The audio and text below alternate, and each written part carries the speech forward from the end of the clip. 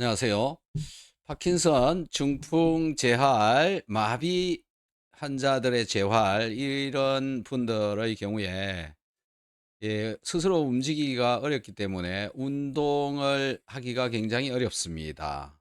하지만 외부에서 미세전류 자극을 줌으로 해서 근육을 움직이게 해서 운동을 할 수 있는 방법이 있습니다. 나는 가만히 있어도 운동을 자동으로 시켜준다라는 거죠.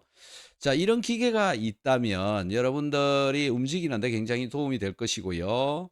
우리 혈액 순환이나 림프 순환에 굉장히 도움을 많이 받을 수 있을 것 같습니다. 이러한 기계를 지난 10년 동안 수만 대를 많은 분들한테 공급을 해 오신 곽정호 사장님을 모셨습니다. 이 사장님께서는요, 많은 분들한테 미세전류를 사용하게 해서 그분들이 개선되는, 좋아지는 그런 것들을 눈으로 직접 본 분입니다.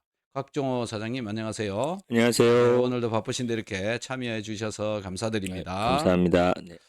자, 오늘 첫 번째 질문을 챗GPT한테 좀 해보도록 하겠습니다.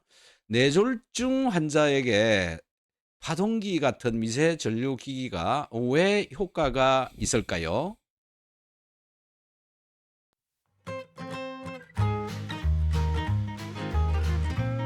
좋은 질문인데요.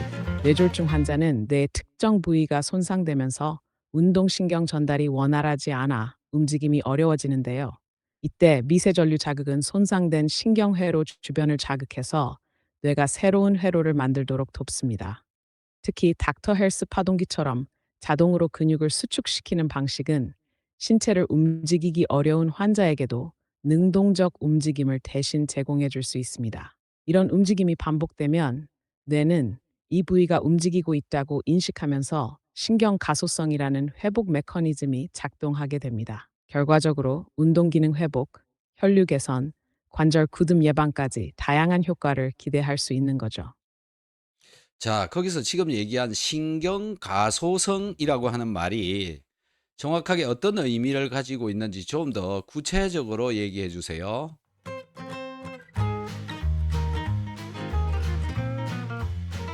네. 신경 가소성이라는 건 쉽게 말하면 뇌와 신경이 새로운 연결을 만들고 손상된 기능을 보완할 수 있는 뇌의 적응 능력을 말합니다. 예를 들어 뇌졸중으로 왼쪽 팔을 움직이는 뇌 부위가 손상되었다고 해도 반복적인 자극과 운동을 통해 다른 뇌 부위가 그 기능을 대신하게 되는 겁니다. 이걸 대체 회로 형성이라고도 부르는데요. 미세 전류는 이때 아주 중요한 역할을 합니다. 움직이지 못하는 근육에 정기적으로 자극을 줘서 반복적으로 움직이게 만들면 뇌가 이건 자주 쓰는 움직임이구나 라고 인식하면서 새 회로를 만들어주는 거죠. 이게 바로 회복의 핵심인 신경 가소성입니다. 자, 뇌가 신경의 우회 신경, 우회 도로를 만들어 준다. 즉 끊어진 신경을 다시 우회로 연결시켜 주는 기능이 있다. 이게 신경 가소성이다. 이렇게 보시면 될 것 같습니다. 그래서 여러분들이 신경 전달이 잘 되지 않아서 문제가 일어나더라도 그 신경을 다시 연결할 수 있는 방법이 있는데 이게 인간의 힘으로 어렵다. 그럼 어떻게 해야 되는 거냐? 외부에서 자극을 넣어 줌으로 해서 그 자극을 통해서 다시 연결되도록 한다라는 건데요. 이걸 하려면은 정말 피나는 노력이 필요하다라고 하는 것이고, 최근에 제가 알아낸 바로는 그 부위의 에너지 생산 능력, 즉 ATP 생산 능력이 올라가면 올라갈수록 훨씬 더 신경 가소성, 즉 신경과 신경이 연결되는 것을 훨씬 더 잘 연결할 수 있도록 된다라는 것을 알게 됐습니다. 자, 그래서 곽정호 사장님께서는 뇌졸중 환자들을 굉장히 많이 보셨을 것 같은데요. 이 그래서 미세전류 정말 중요한 파동기를 포인트가 이용을 나왔습니다. 해서 바로 ATP 뇌졸중 생산, 환자들이 즉 좋아진 세포 에너지 예가 생성 많이 있을 능력이 텐데 신경 가소성과 그런 얘기들을 밀접한 좀 해 관련이 주셨으면 있다는 좋겠습니다. 점인데요. ATP는 우리 세포, 특히 신경세포와 근육세포가 일을 할 때 꼭 필요한 에너지 단위입니다. 미세전류 자극은 단순히 근육만 움직이는 게 아니라 세포 내 미토콘드리아를 자극해서 ATP 생산을 촉진합니다. 결과적으로 ATP가 많이 만들어지면 신경세포가 새 연결을 만들고 유지하는 데 필요한 에너지를 공급받게 되니까 신경 가소성 효과가 훨씬 더 잘 일어나게 되는 거죠. 즉, 미세전류기기는 신경을 우회도로로 연결시켜주는 그 복잡한 공사를 전기 자극과 에너지 지원을 동시에 해주는 장치라고 볼 수 있는 겁니다. 네. 정말 대단한 그런 기계라고 볼 수 있을 것 같습니다. 뭐 어떻게 하든 방법이 없습니다. '신경을 연결을 하는 방법이 없다.'라는 거죠. 그런데 몸속의 에너지 생산 능력을 높여 주고 외부 자극, 미세 전류 자극을 줌으로 해서 그 전류가 신경을 타고 가게 되고요. 그 신경이 스스로 연결할 수 있도록 된다라는 겁니다.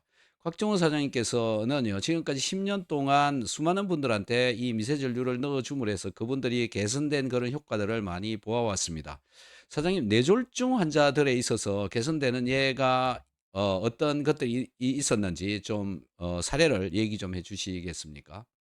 보통 뇌졸중이 이제 반 이렇게 마비돼 가지고 쩔뚝쩔뚝 이렇게 팔도 그렇고 부자연스럽게 움직이시잖아요.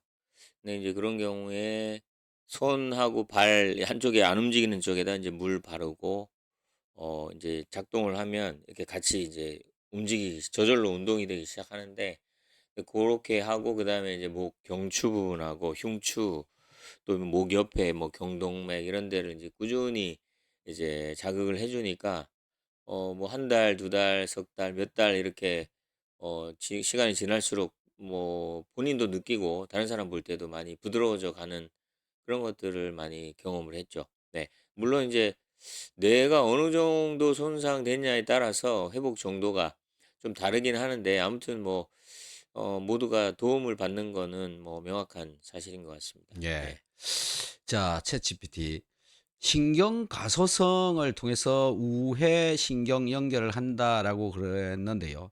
그 신경들이 연결되는 근본적인 원동력은 어디서 나오는 걸까요? 왜 그런 신경 연결을 스스로 할까요?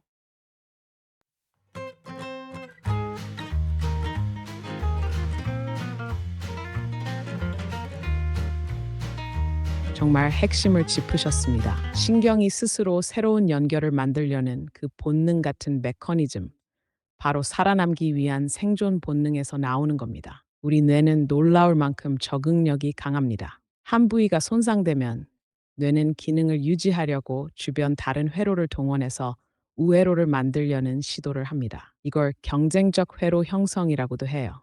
하지만 이 회로를 실제로 연결하고 강화하는 데는 에너지, 즉 ATP가 반드시 필요합니다. 신경세포가 세냅스를 만들고 서로 신호를 주고받으려면 에너지가 들어가니까요. 그러니까 정리하면 신경이 우회로를 만드는 힘은 생존하려는 뇌의 본능에서 나오고, 그 회로를 진짜로 연결시키는 연료는 ATP, 세포 에너지입니다. 미세 전류는 바로 그 에너지 생산까지 도와주니까 이 회복이 훨씬 잘 일어나는 거죠. 야, 미세전류 정말 대단하네요. 자, 그래서 중풍으로 또는 뇌졸중, 뇌출혈 이런 걸로 힘들어하시는 분들 이 미세전류를 적극 활용을 좀 해 보시기 바랍니다. 지금까지 한 이야기 챗GPT가 좀 정리해서 다시 얘기 좀 한번 해 주시겠어요?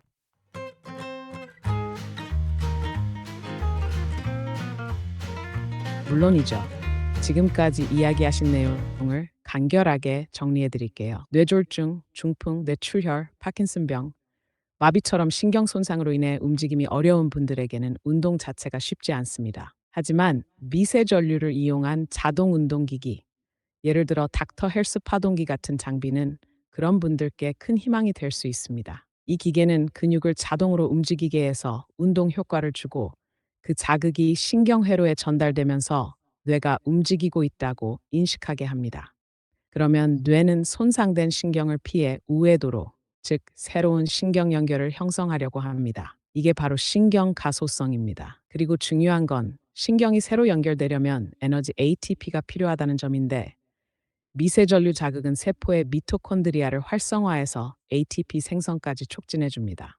요약하자면 미세전류는 자동 운동, 신경 재연결, 에너지 공급을 동시에 해주는 회복의 3종 세트라고 할 수 있습니다. 그래서 이런 기기를 꾸준히 사용하면 실제로 많은 분들이 움직임이 부드러워지고 손발을 다시 쓰게 되고 삶의 질이 개선되는 걸 직접 경험하게 되는 거죠.